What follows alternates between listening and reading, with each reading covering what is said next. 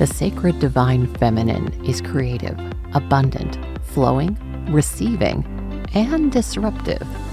And the new energy of money, including cryptocurrency, decentralized finance, NFTs, and even the metaverse, is all these things too.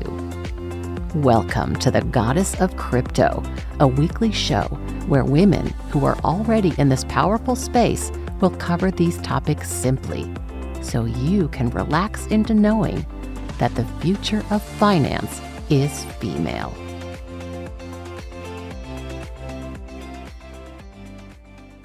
Hello, and welcome back to another episode of Goddess of Crypto. I have with me the marvelous Elena Bondarenko.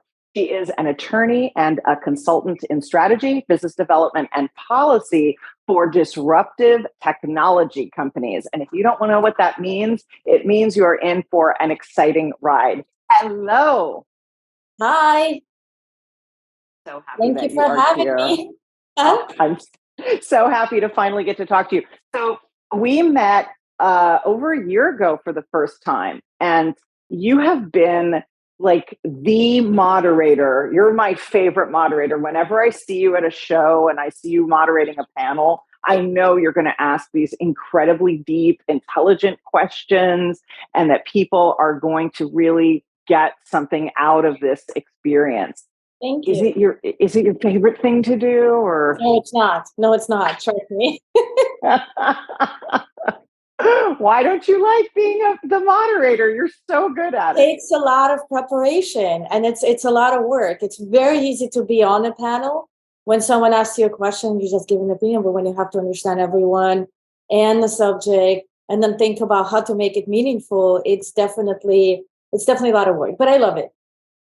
Oh, that's so great. Well, I have to say, that's probably why you're head and shoulders better than anybody else that I've seen moderating, because you do all of that great prep work.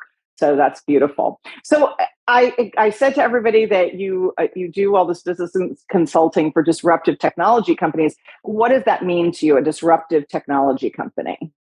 So disruptive technology is anything that is changing the way we live, the way we operate, and most importantly, that is not fully regulated because it is new. So think about, for example, Uber at some point was a disruptive technology company, right? They came and they fully disrupted the taxi industry. And at first, no one knew, okay, how do we manage this? They don't have the licenses. Is it same thing with Airbnb?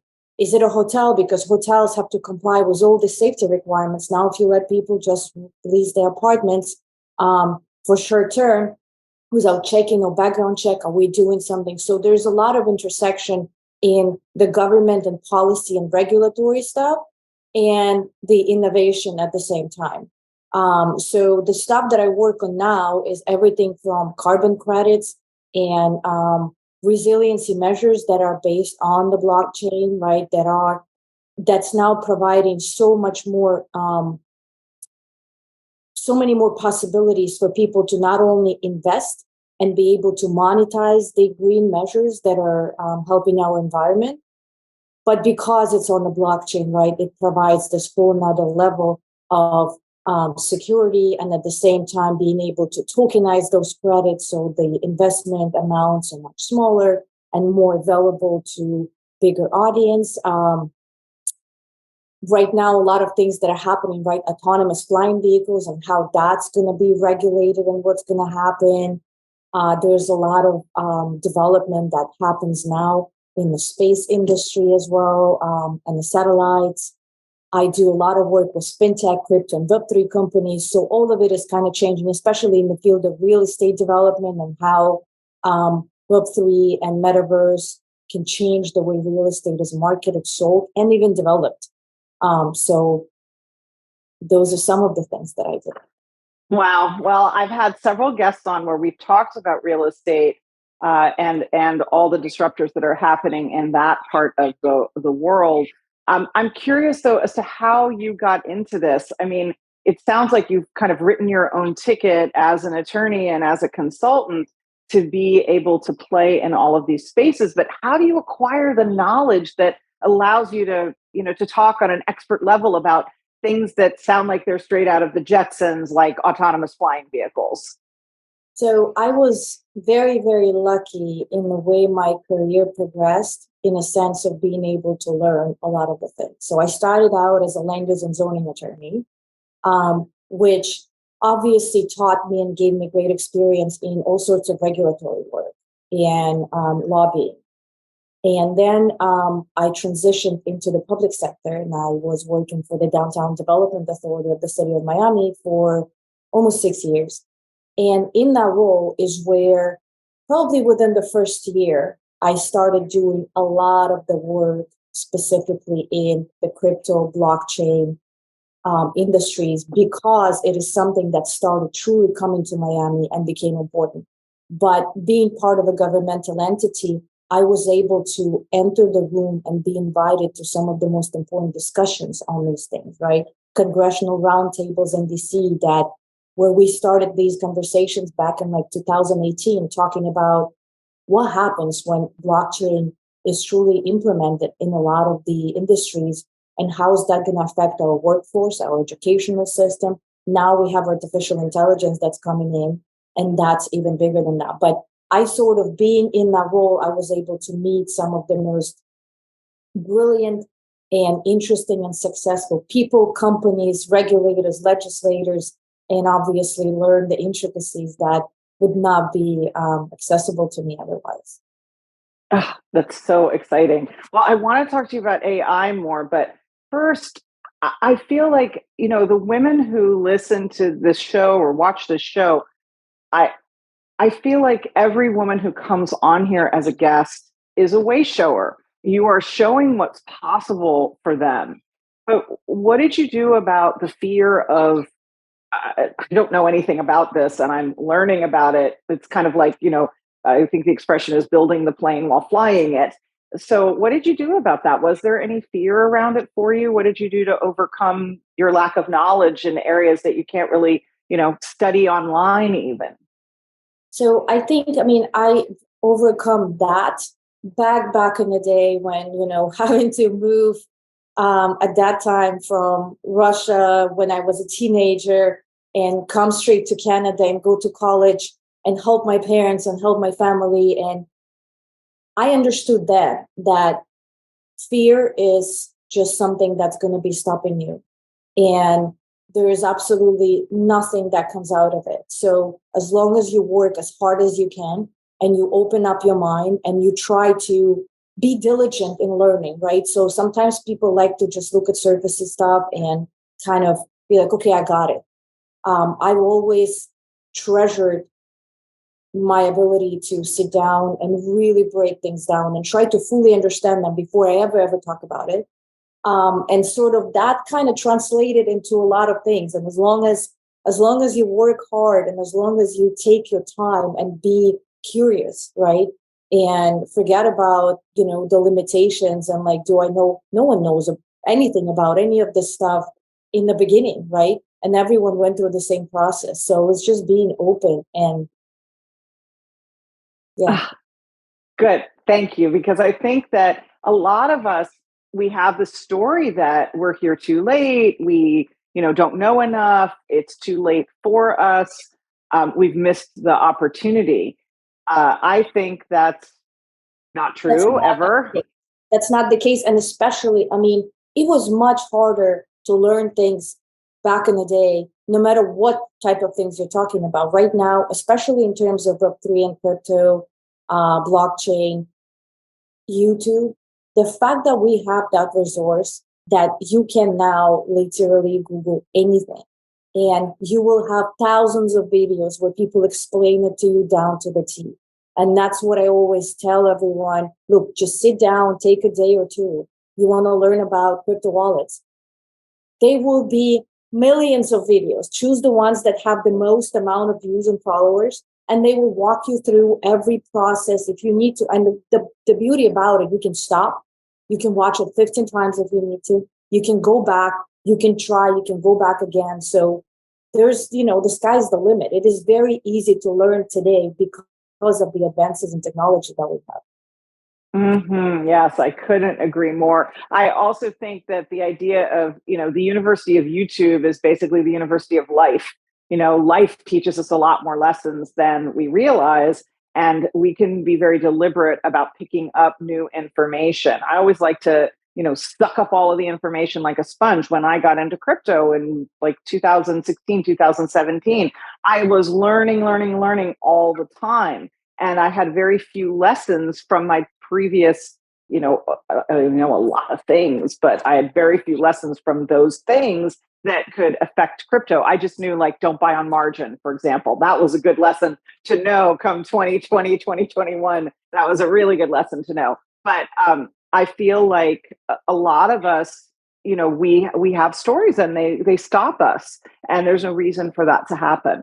So thank you for being that way shower for women. I think that that's really important. The work that you're doing is so important, and you're showing what is possible for the rest of us. So that's really amazing. Thank you. Happy to do it. So you mentioned AI earlier, and I want to hear more about that. Like, so chat GPT, but other AI stuff came on my radar, I'm going to say, like, maybe last fall, but of course I didn't start using any of it until right around the Christmas holidays. And now it's like, 5 months later or whatever, and I'm about to teach a master class on how to do the basics. But the basics are the basics, and that's not really, like, there's so much more to be able to do, and there's so many more different networks that are available. ChatGPT is the one that most people have heard of, but there's like at least, I don't know, I think I know of about 15 other platforms as well for AI. So, and that's just the text stuff. That's not including all of the, graphic stuff like Midjourney or Dolly. So, what has been your experience? How did you get into it, and what do you think?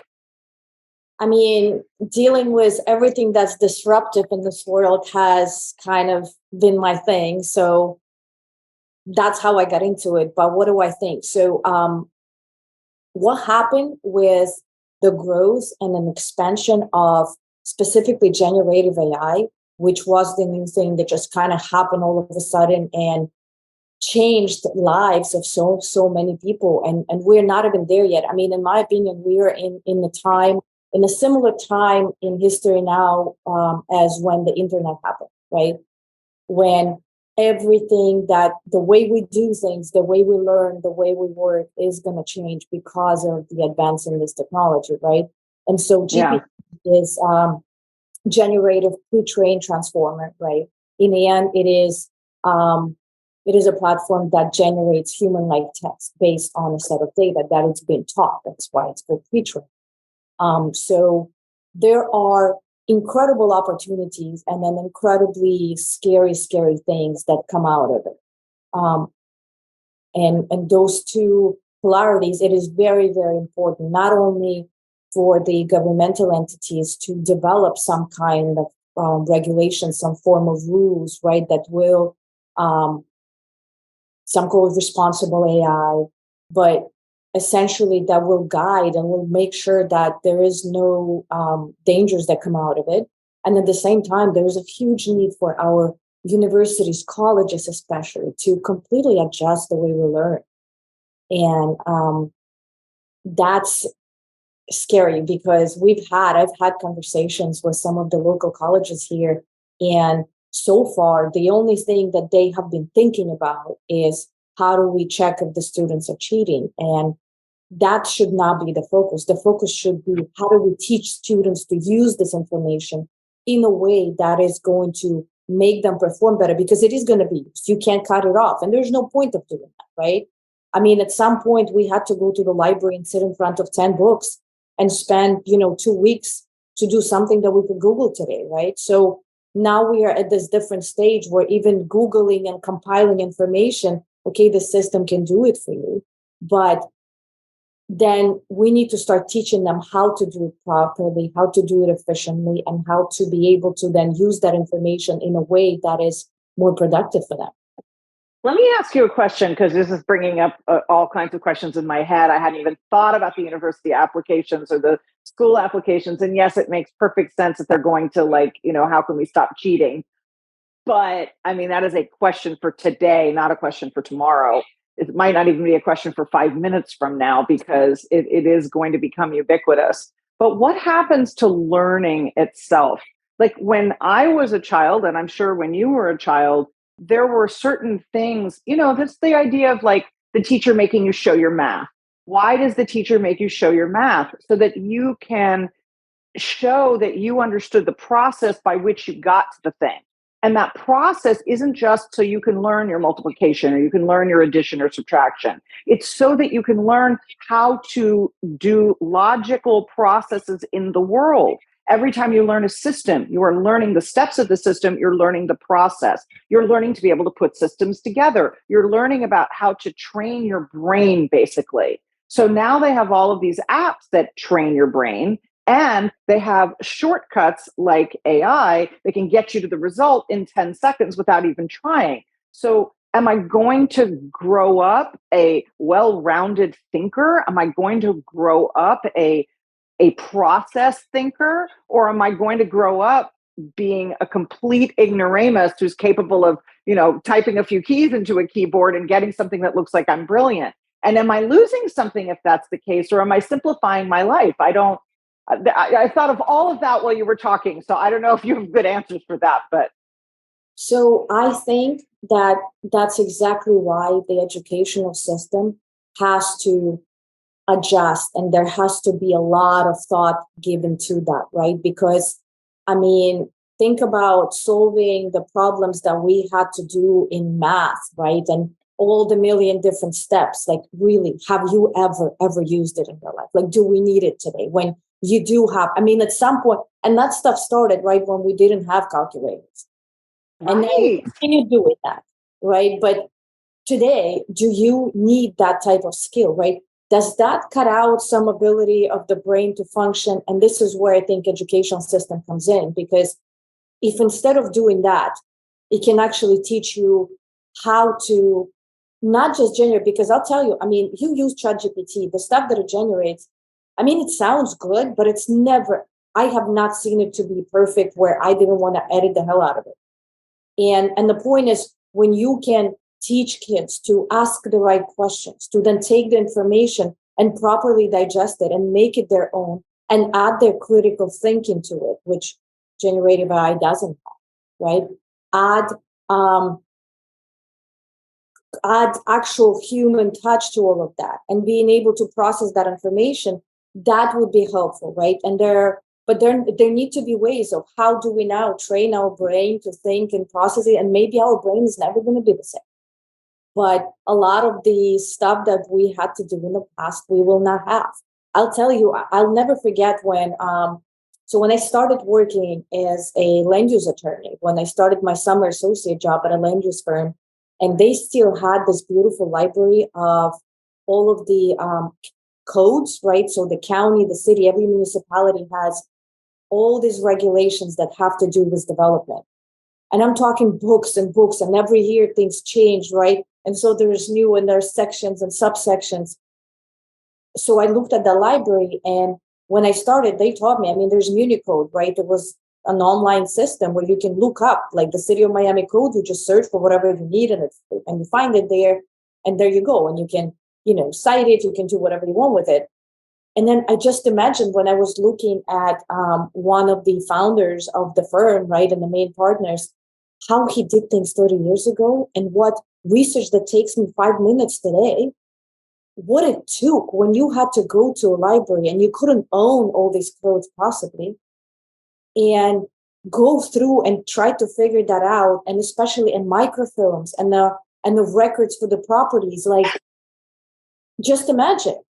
Yeah. Is it bad that today as zoning lawyers, we don't have to do that? I mean, we never learned. I mean, I still had to go get microfilms in the beginning of my career because not everything was digitized.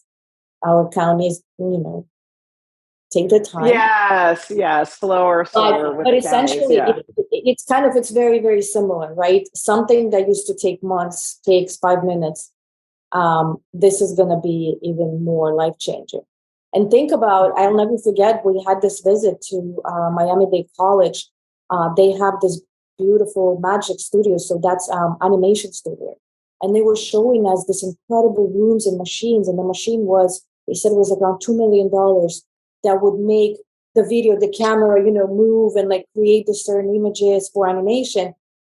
And they haven't even used it really yet because they need a bigger room for that, et cetera, et cetera. And I'm looking at it and I'm like, you can do that animation now with a voice, like not to the extent, but believe me, 2 months from now, you will be. Yes. Right. And it's like, what are we going to be teaching those kids? We should be teaching them not how to not use the system, right? But how to use the system and create more and better and faster, because it is the future. Yeah.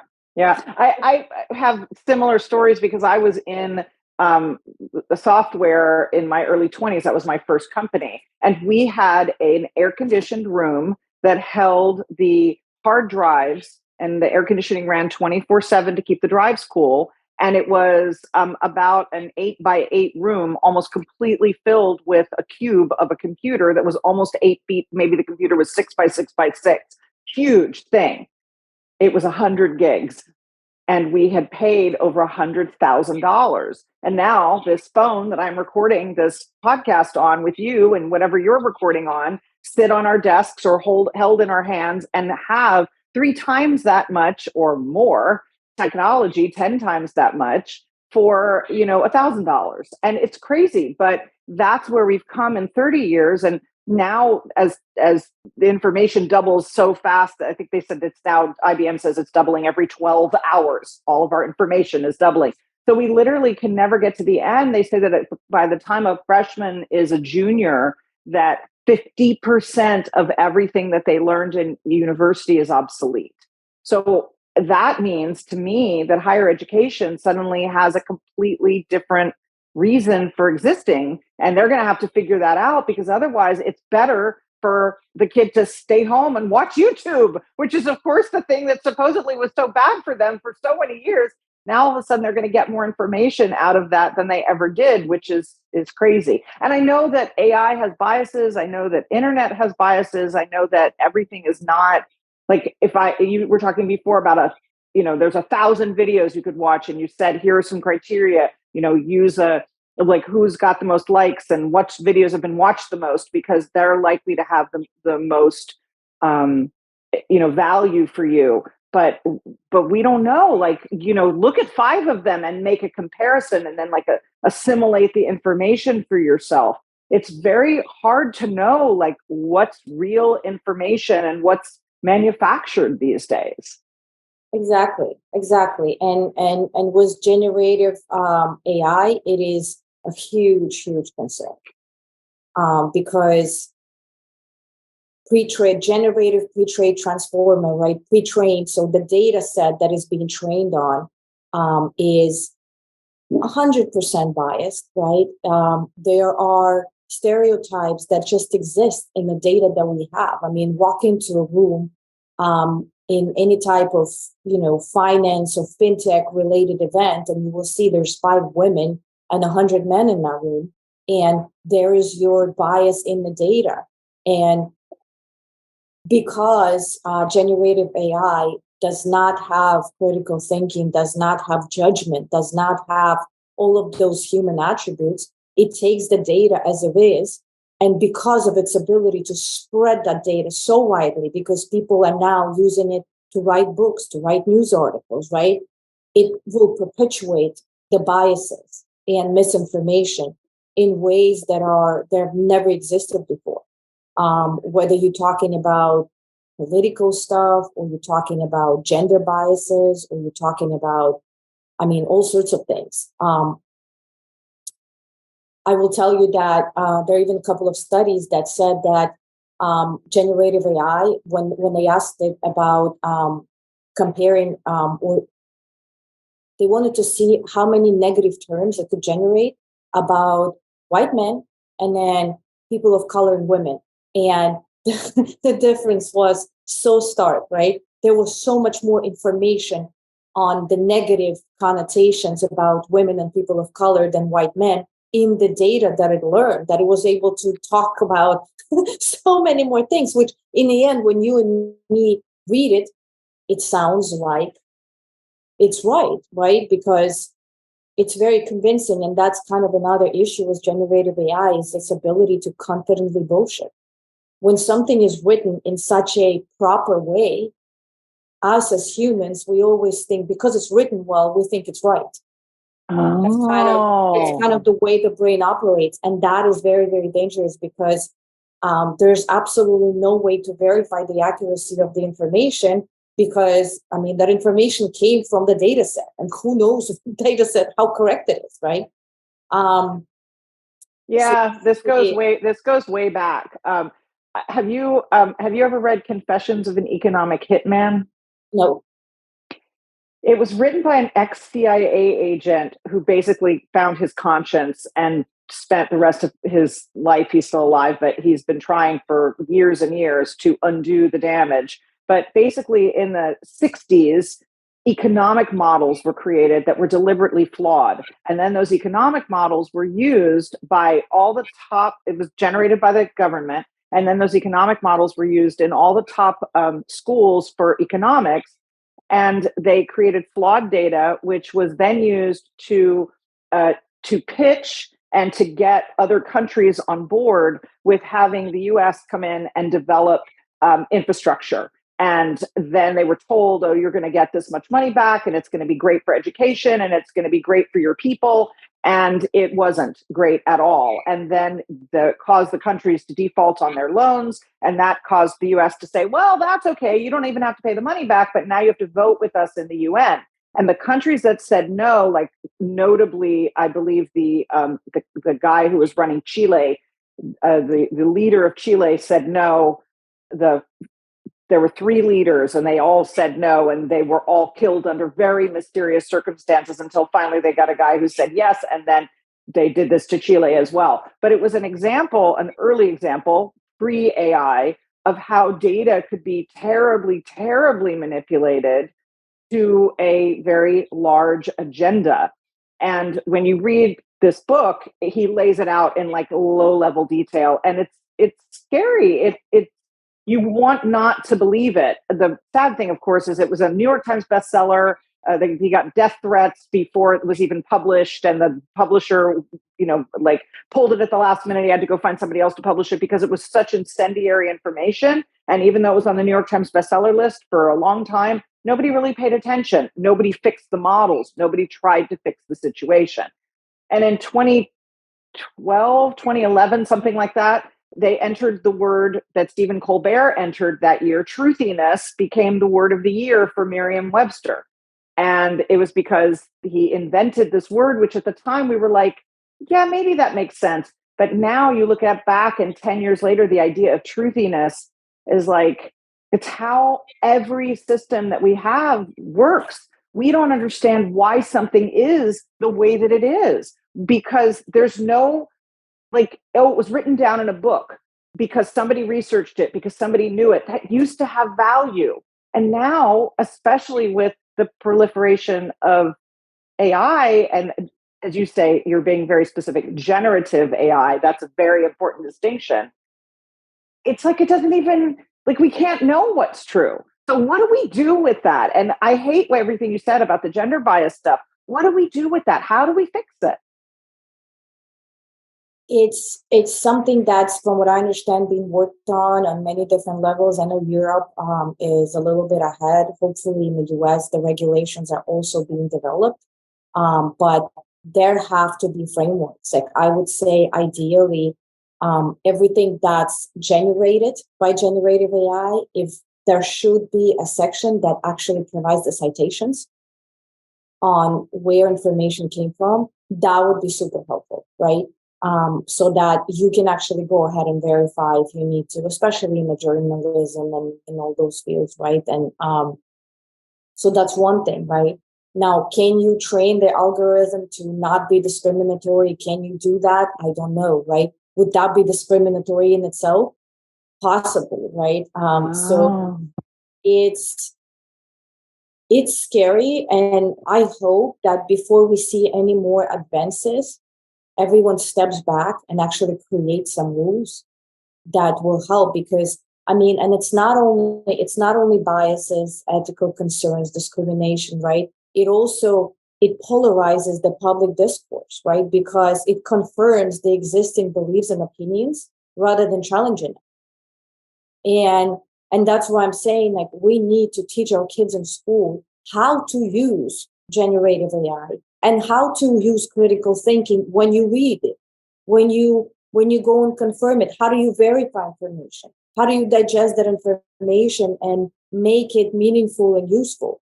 And that, I think, is going to be a huge, huge challenge, but at the same time, something that would be very helpful. When we stop saying, like, oh, you just cheated and you wrote it, but instead, like, okay, go use it, ask the right questions. And then this is how you verify. And I want to see the process of how you verified it. What do you think we can do as women to help turn that tide? Because I really hate the idea. You're right. I've been to dozens of parties and events, especially fintech stuff, where you're one of just, I'm always like, let me meet all the women in the room, because that's like my thing. But also, there are not always very many of them. So what can we do? So I think, I mean, one very, very important thing that I think we all need to advocate for is, so in the actual HR industry, so in any industry in hiring, like, that's one thing where it really, really comes along. Right now, most companies, big or small, they use some form of AI to kind of sift through the first set of resumes. And that just scans the resumes, and then it has the set of data, right? That, okay, this person needs to be able to perform this, that. And it is the AI system that takes information in the resume, tries to match it, and says, oh, it doesn't match, let's go. And because of the biases in the data, of the stereotypes about women, even things like, oh, women, they have families, they're not as flexible in their time, they have kids, they miss more work, right? If you think about it, and the company uses that system, that women's resumes will be kicked out for a variety of reasons that are based on the biases in the data set, right? So advocating for not using those systems, even though, I mean, we're very deep into it, but in various selection processes, whether it's credit approvals, like, that's been going on for like 5 years, if not more. University applications, job applications, credit approvals, anything that has to do with evaluating a candidate and allowing them to proceed or not. There either needs to be rules for those systems, or, they just should not be done that way. And I think that would help. Is why we don't have that many girls in, our finance firms, because they did not, have a chance to get selected. And a lot of times they learn, like, oh, it's anyways, I'm not going to be good at it because I'm not going to be picked, and yada, yada, yada, right? And that's kind of how it starts. I mean, it starts in universities, but essentially, as we talk today, I mean, higher education, is that even necessary? I believe in apprenticeships and the future of that as education, as opposed to going to college and getting, into a bunch of debt to begin with. So. Oh, that's interesting. That takes us back to an older model and a European model. The idea of apprenticing to learn the trade that's how it used to be for a lot of people, because they didn't have access to the universities, because the universities weren't of their own, a profit center, and there wasn't one everywhere you went. So that's, and I'd never heard that before. So I love that idea that we would return to the idea of learning your trade. There's a very cool company called Multiverse, which the name doesn't have anything to do with, I mean, what they do. It's I was wondering why they did that, but they're coming here from Europe and expanding in the US now, and that's exactly their model. They're working with big corporations and setting up these apprenticeship programs, and they bring in the students. So the student from day one is able to now make money, and in the end get hired by the company. So they provide the training side of things and the tech side of things. in order to maintain that apprenticeship and make it more of an educational experience. And a lot of it is in tech, is in coding, which is, a huge field now. And it's super interesting. So instead of, going to college and graduating with hundreds of thousands of dollars in debt, these kids are making money as they learn, and then they're pretty much guaranteed a job in the end. That's a great idea. And it's actually my girlfriend's daughter started off that way. She had her education, she had her university degree, but she went to a huge digital media company and apprenticed with them, an internship, right? But it was a 3-month internship. And if she made it through the internship, she had a job waiting at the end. And she went in there, making no money whatsoever at first. But now she's built up to making a fantastic salary. She's been with the company for 5 years. She's risen through the ranks, and it's a career for her. It's beautiful. But it was that apprenticeship, that internship that got her that opportunity. So I think that model is really, really great.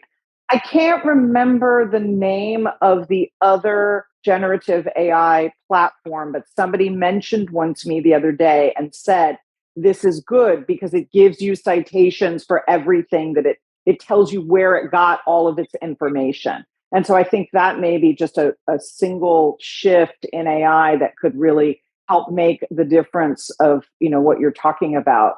And then also, I agree with you that I don't ever generate something with AI where I just use it.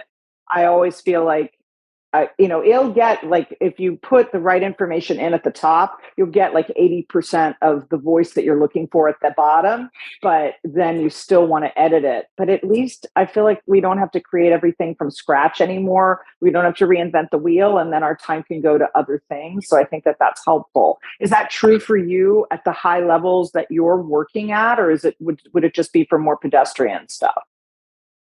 Definitely. And it is true for everyone. And that's the point, being able to learn and understand how to take it and make it better and make it your own and verify information and add critical thinking to it is kind of the most important thing that we all need to work on. And be aware. I don't think you will ever be able to remove biases out of generative AI, but being aware of it and addressing it as you get the information is what I think we need to focus on. Because if you remove the bias, you basically add another bias too. It's hard. It's almost impossible because we have hundreds of years of data and information it is what it is, right? And you want to erase it. Yeah. So if you were advising a woman, if a woman's listening to this and she is thinking, hey, I want to get into this field, what do you think, where's a great place to get started? Do you have any suggestions? To do exactly what? If you wanted to learn more about generative AI, to develop tools that were maybe going to be better, easier for women to use, or where women would feel more comfortable going in. It's just if you have any suggestions for how to get started.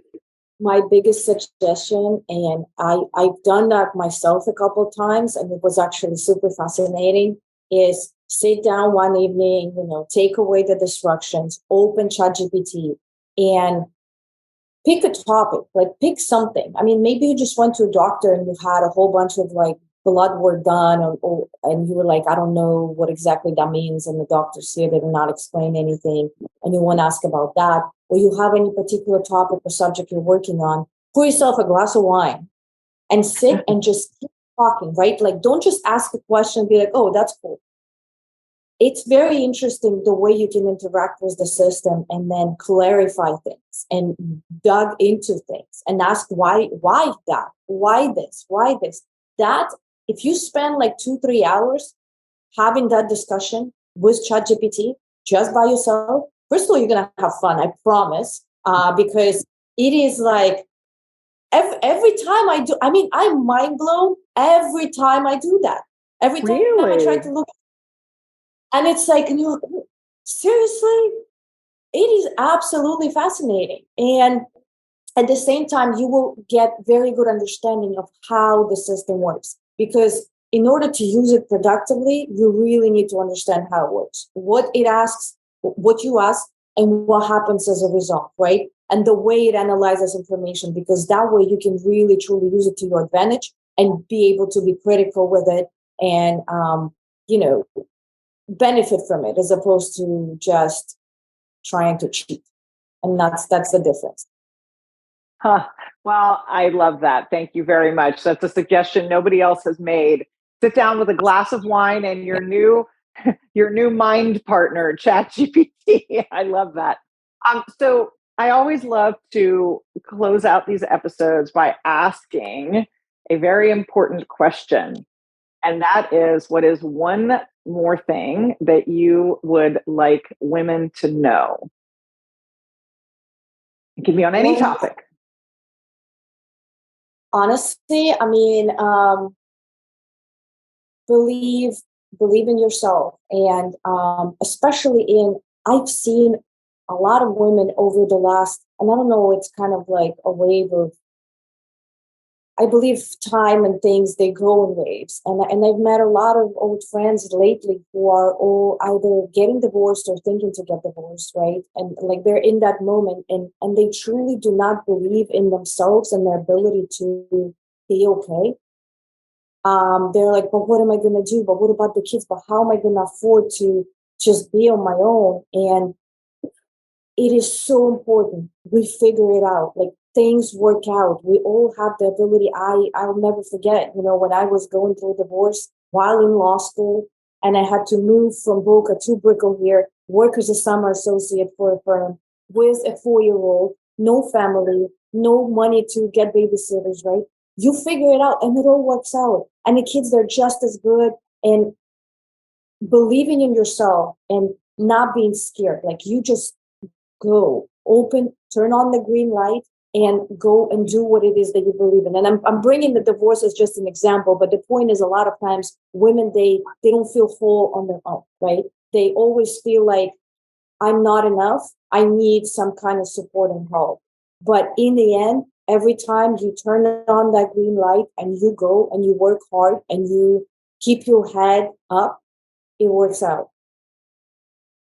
I love that. Thank you. And every time you look back and you were like, why was I so scared? Yeah.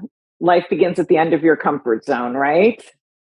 Exactly. Yes. Exactly. And you discover abilities in yourself that you would never discover otherwise, right? And that end of the comfort zone is what makes us stronger, what makes us extremely powerful, and what makes us be able to achieve things that we wouldn't otherwise. Well, thank you so much. Thank you for your wisdom. Thank you for sharing so freely. And thank you for educating me about AI bias. I mean, that was new news to me. I think I'm going to pay a lot more attention to that. So thank you again so much for being here today. Thank you.